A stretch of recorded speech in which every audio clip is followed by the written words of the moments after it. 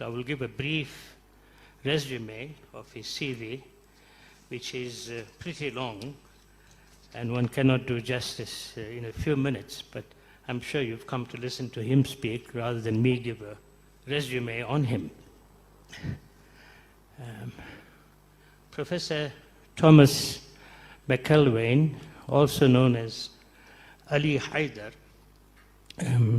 is of American origin, and he was trained as a Baptist minister. Part of his training was done in France, where he met his future wife, Rita, who was also training there. And she was from Finland, and after marriage, he moved over to Finland.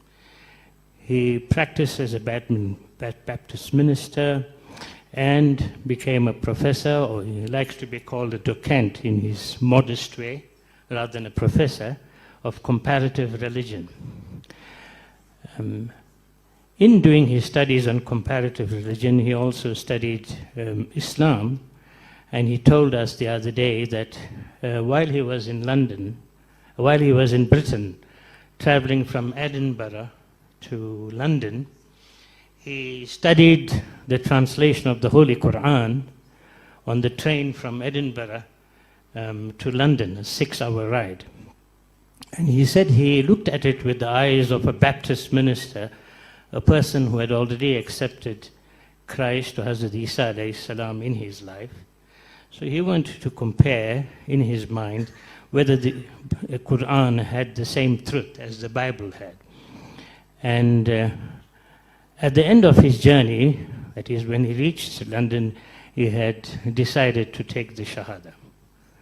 So he took the Shahada as soon as he reached London, and he's also been for Hajj. He's written many publications, but his magnum opus, his largest work that he's done, has been over 10 years when he confined himself in his home, which is in a cabin on the outskirts of a forest in Finland. And these 10 years, he spent studying the original Torah, the Injil, the Bible, the Ethiopian scriptures, and the Quran. And he's written a translation in verse on the Torah, the Injil, and the Quran. It's a magnificent piece of work. I've had the privilege of looking at part of the translation, and it's absolutely brilliant.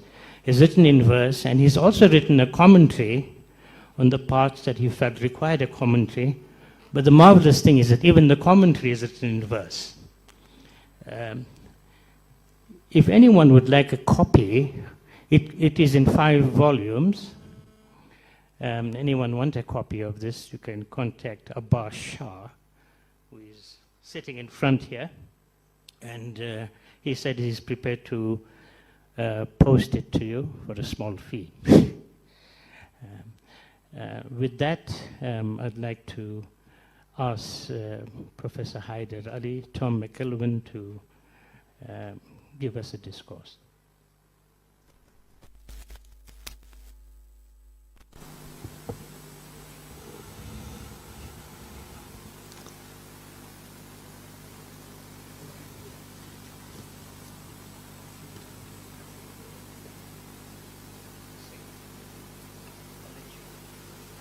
Assalamu alaikum wa rahmatullahi wa barakatuh.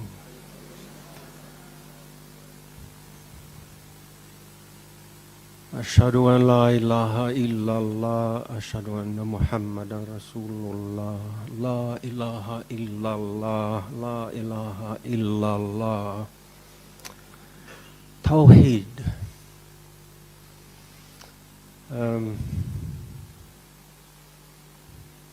Sheikh Fadlallah asked me to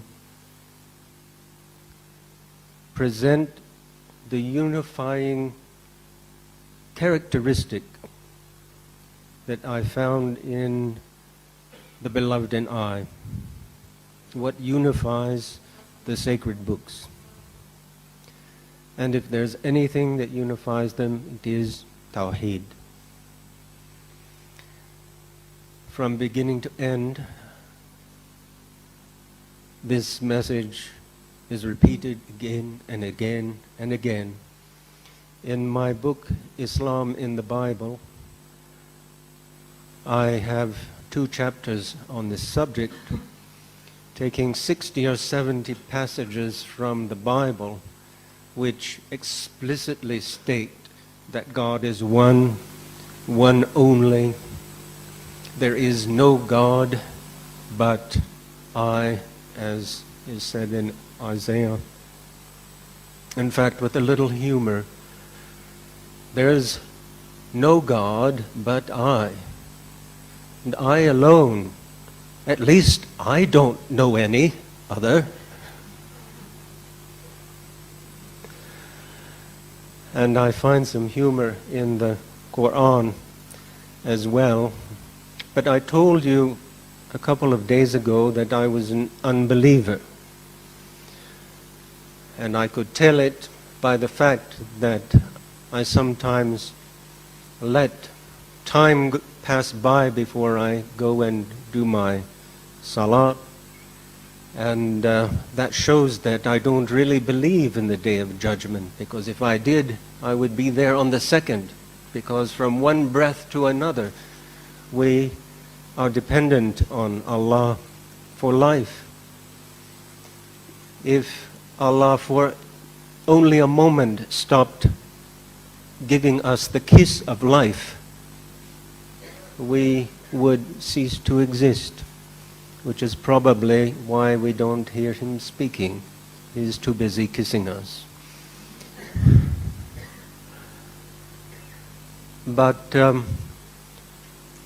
I was a teenager, and there was a teenager who came and spoke to me, a very bright young man, and bright, I mean glistening with Nur Allah. And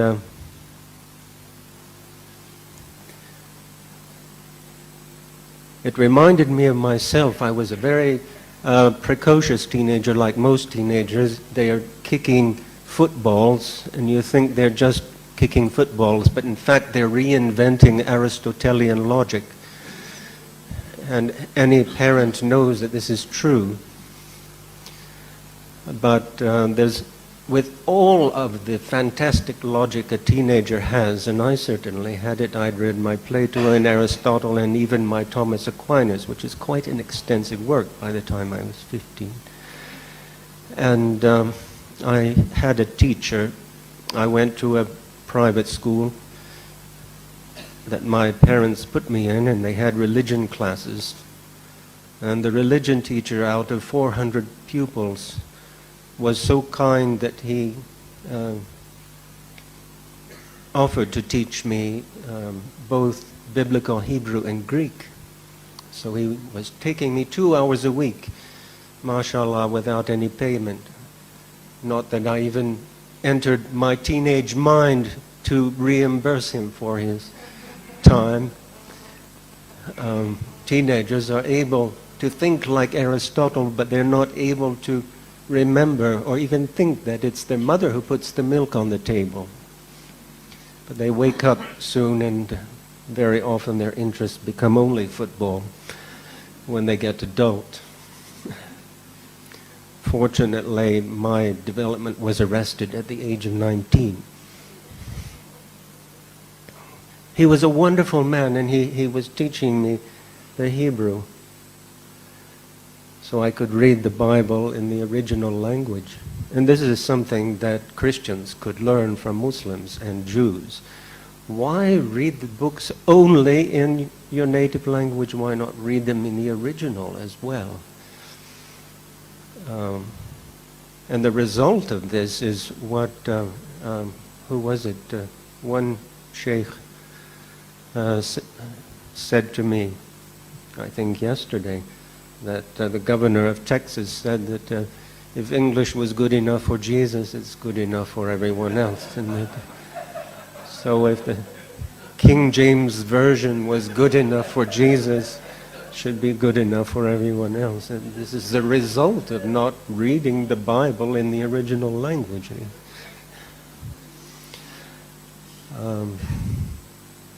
So I got this lovely training from this lovely man, and he started teaching me Hebrew from the beginning of the Bible. Bereshit bara Elohim et hashamayim ve'et haaretz. And the first letter is Bet. It's strange, the Bible begins with a B, not with an A. It's the B, Bet, which means house, of course. And the Quran also begins with Ba. But there's a difference between I'm telling you this because I want to tell you in one brief word what the difference is between the Bible and the Quran. The Hebrew Bet looks somewhat like the Ba in Arabic. There's one difference.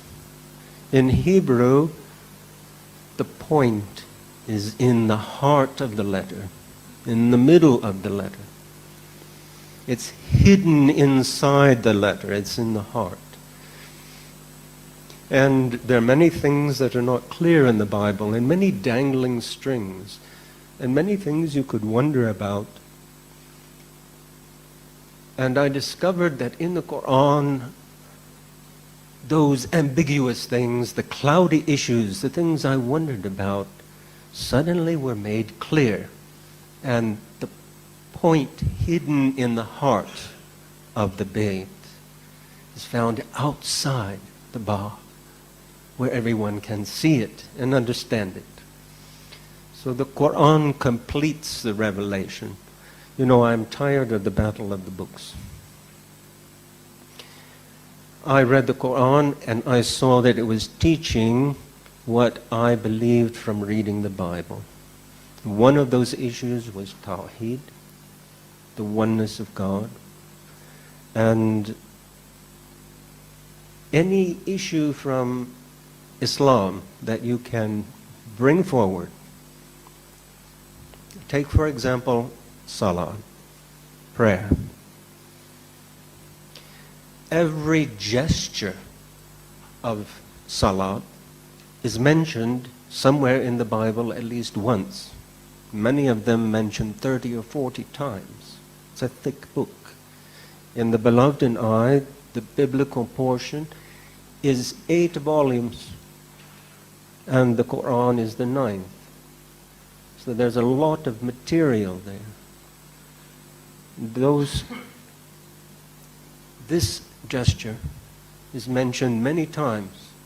This gesture is mentioned, and Yigdal Adonai, which is the same as Allahu Akbar, translated. Every word of Salah, every word of Al-Fatiha is found somewhere in the Bible. Every expression. And this is typical in the first century. You find that prayers were made by taking a phrase here and a phrase there from the prophets in the Bible, putting them together. And this is exactly what Al-Fatiha is. There is a continuity. There is only one book of Revelation. I'm not saying the Bible is perfect or perfectly transmitted. It's a house with a locked window and a locked door, encrusted with the patina of ages, and the Quran opens a storehouse of the Bible, clarifies it. Tawheed from the very first verse of the Bible to the last ayat of the Quran is the central theme. And my message to everyone I meet is this one thing, Tawheed, because everything else is derived from it. The Roman Catholic Church says that all Roman Catholic doctrine is derived from the doctrine of the Trinity. I just discovered that a few weeks ago. But truth is derived from Tawheed. La ilaha illallah. So, I'm a very stupid person in the end. And I'm just beginning my studies of both the Bible and the Quran. And I'm still working on the first letter of Tawrat, which is Bayt, and the first letter of the Quran, which is Ba. And I'm trying to understand the point which is hidden in the house and which becomes apparent in the noble Quran. Someday, inshallah, I'll understand the point.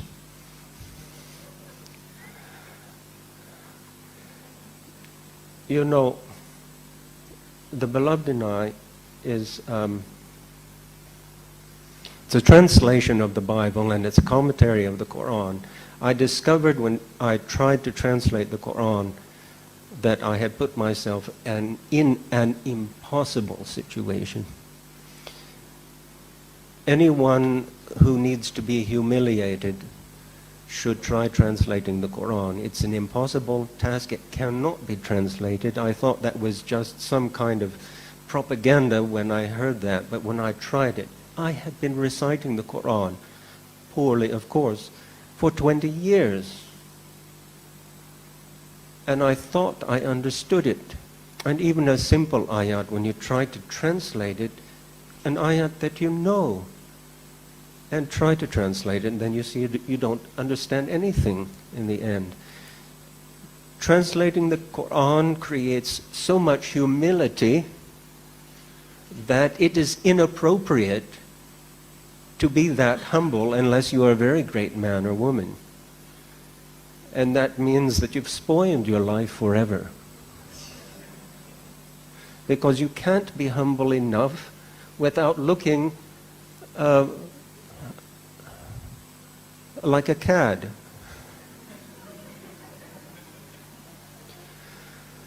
So if I had known what was going to happen to me, I don't know if I would have dared to attempt this. And yet, I wouldn't dare not to do it. Now, I've taken all this time as an introduction. And I wanted to read a little of The Beloved in I. I live in Finland, and following my Bektashi tradition, I believe that as much as I admire and recite the original languages, I recite in Hebrew and Arabic, I still think there's a place for the language of the people, the language of the home. I'm writing for English speakers, there are Indonesian speakers, Afrikaans speakers. There is a place for the language of one's mother, even in the dhikr. And so I took the most obscure of European traditions, Finnish, and I took the Finnish folk harp, which has 5 strings, and it's described in the Finnish epic. The first kantele, or Finnish folk harp, was made of fish bones, and it had 5 strings. And today, it's only played by primary school children and me. Because you're professional as soon as you start with the 5 strings, and given that I'm still working on Bayt and Ba and Tawheed, I really should only need 1 string. It's too abundant for me, but I chose it to show the Finns that Islam can also be expressed in their own language and culture. It hasn't worked so far. No one wants to hear me singing this. In fact, this is the first time I've been invited anywhere to do this.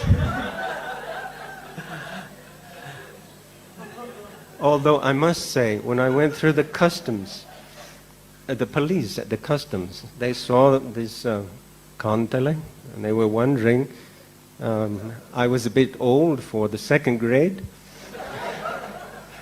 but it was always possible.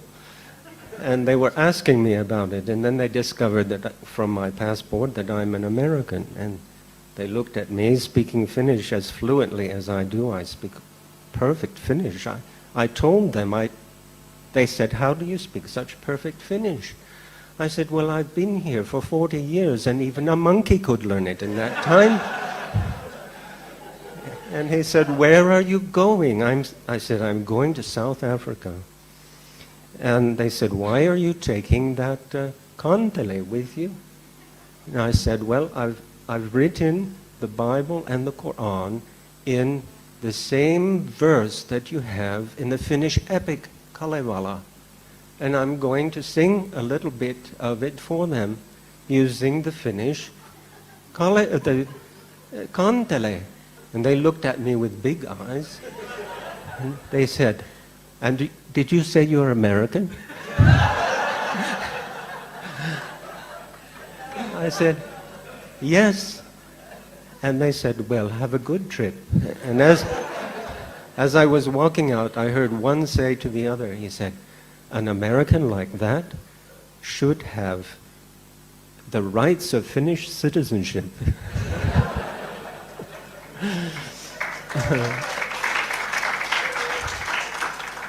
Now, the other day, when I started, I sang a little bit of it, and you heard the kantele.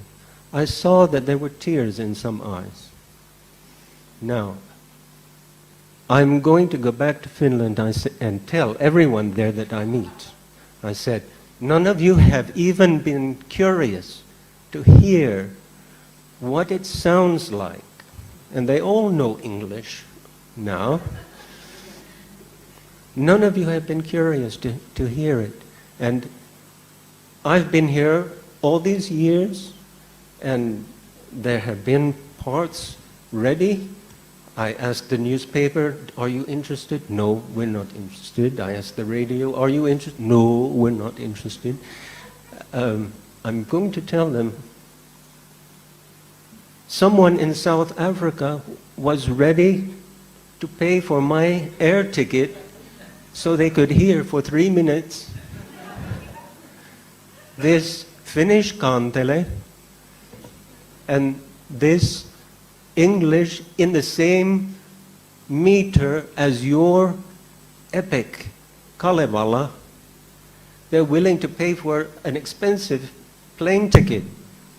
And no one here, even in the city, and I could walk and you wouldn't have to pay any transportation.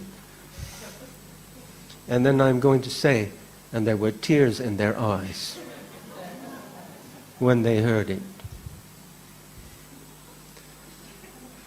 That'll show them.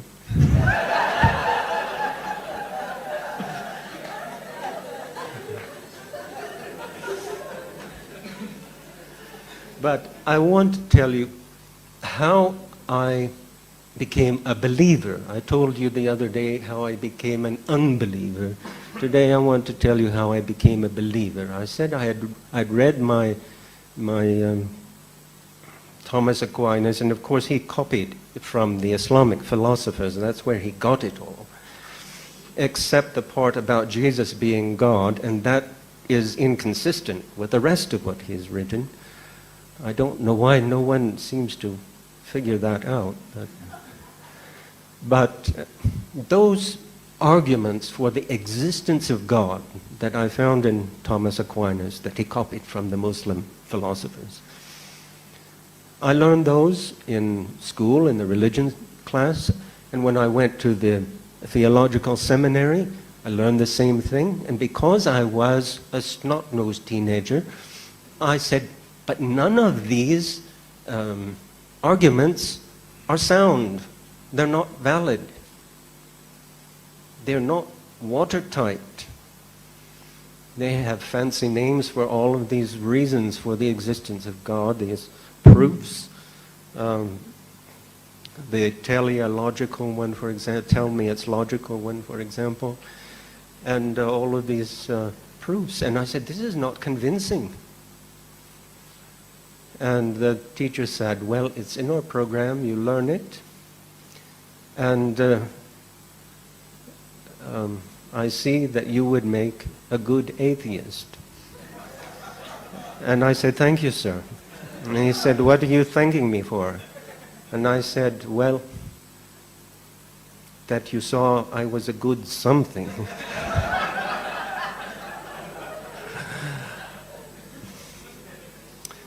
So this is how I approach the Quran as a good atheist.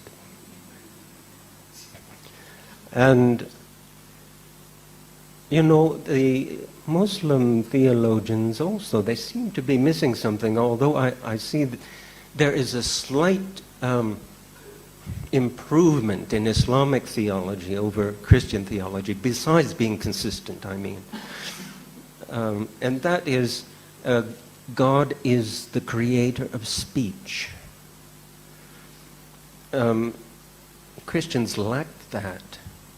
And that's probably why they think the Word of God must be God, because they don't realize that God is creator of speech. But I was not convinced by any of the theological arguments. And then the Quran came along, and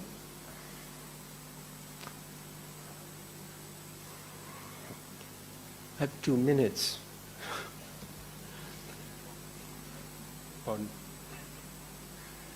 No, I can't, because I never run over time, because I'm a Native American, and we're on Indian time, and we're... I've been making an exception for you all along. I'll tell you what exception I've been making. Every time I hear someone talk about love, you know, all of my evangelical Christian friends, they love to talk about love.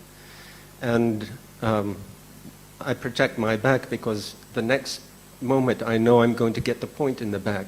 And here I hear people talking about love quite a bit, and somehow I don't feel like my back is in danger, as though I'm going to get the point in it. So I'm making an exception this weekend. Usually I run when I hear the word love.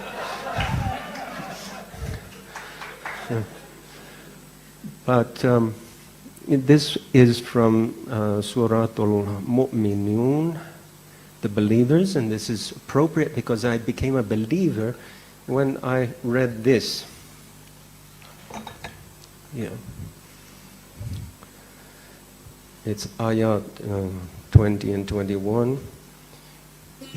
In cattle too you've much to learn. From their bodies we will churn. For you to drink and lots of good for you, and you eat as you should. On them as well as ships you go, and finally get there not slow. I hardly ever hear a Christian raise this argument for your glory and praise, and to prove your existence in the haze. The fact that cows are good for milk and meat, and also for transport, when that's a feat, is rarely seen as proof perfect that you, beloved, exist to prove the thing that's true. I too love cows, especially cows when young, and eager to nurse with a lively tongue. I too love cows, white, speckled with the red, and all in fields of green alfalfa fed. I'll drop my vain philosophy instead, my attributes both positive and not, and know in cows your image has been caught.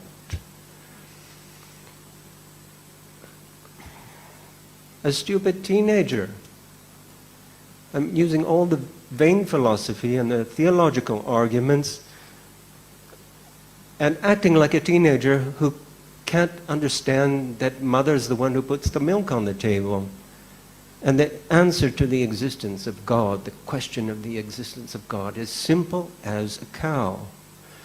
The cow is a sign of God. Ayatollah. An ayatollah, a cow is an ayatollah. The Hindus have a point. MashaAllah, I became a believer when I understood that. This is the argument that Christians do not have, and it's right there in the Quran. So beautifully put. And all creation radiating from the cow. God bless the Hindus. And there it was, and I became a believer.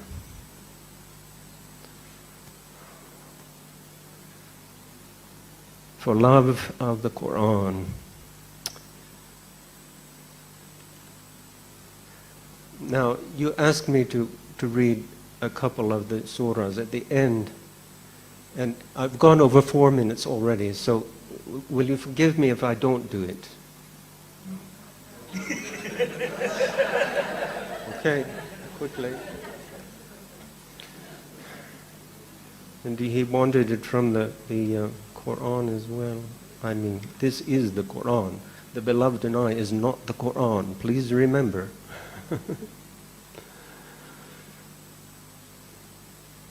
Bismillahirrahmanirrahim. Qul huwallahu ahad. Allahu samad. Lam yulid wa lam yulad. Wa lam yakul lahu kufuwan ahad. Bismillahirrahmanirrahim. Qul a'udhu birabbil falaq. Min sharri ma khalaq. Wa min sharri ghasiqin idha waqab. Wa min sharri nafathati fil uqad. Wa min sharri hasidin idha hasad. Bismillahirrahmanirrahim. Qul a'udhu birabbin nas, malikin nas, ilahin nas, min sharril waswasil khannas, alladhi yuwaswisu fi sudurin nas, minal jinnati wan nas.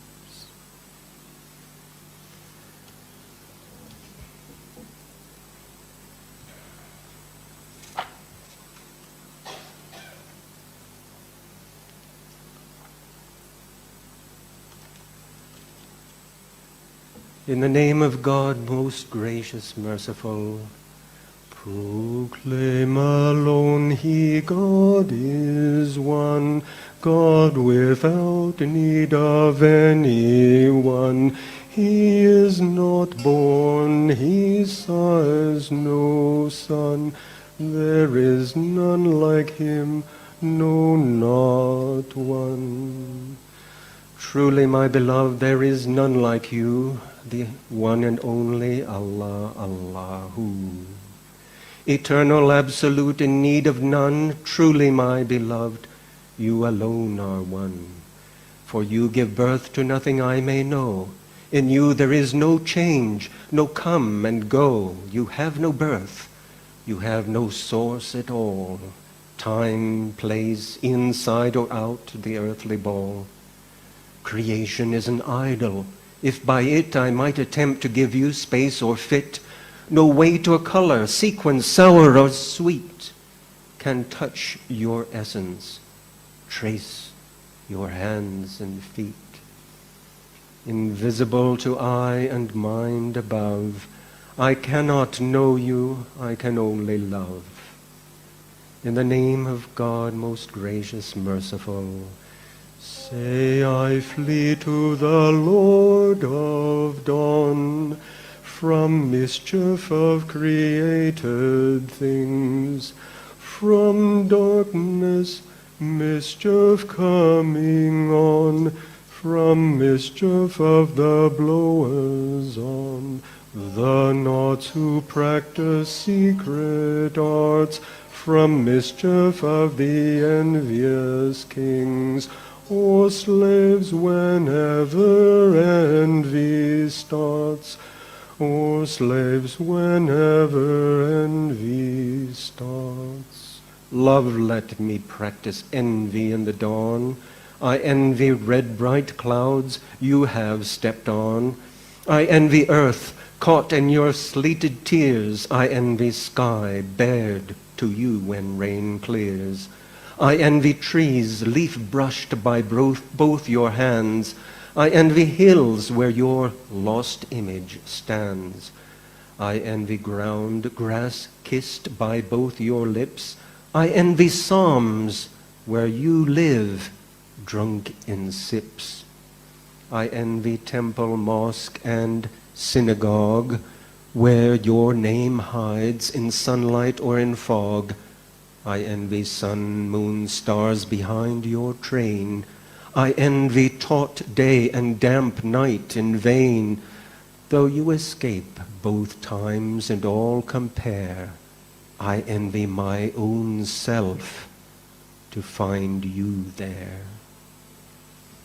In the name of God, most gracious, merciful, say I seek refuge with the Lord and cherisher of humankind, the king or ruler without sword. Of humankind, Allah not blind, but still judge of humankind, from the mischief of him who whispers evil in stealth and then withdraws, the one who whispers among lispers into men's hearts with fatal claws, who slinks away, comes back again.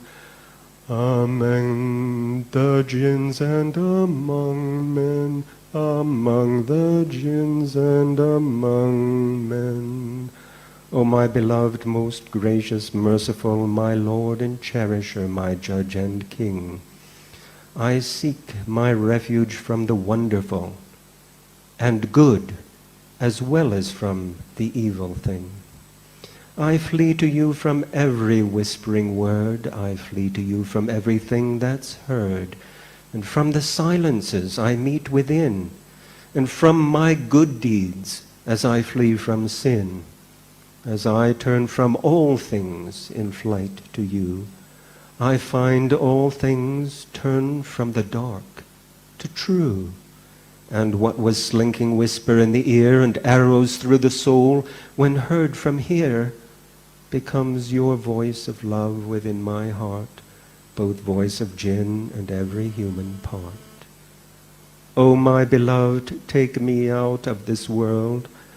I've read the words attributed to you. I've joined the temples where in prayer I whirled, only to find in every chart and pew mankind's hatred, both for my word and for my silences. Give me another shore. I do not seek your paradise reward. I only seek relief from angel's sword. Let me fall in the punishments of hell, rather than meet the faces that repel the divine spark within my heart. It burns, extinguished me. Now, my beloved,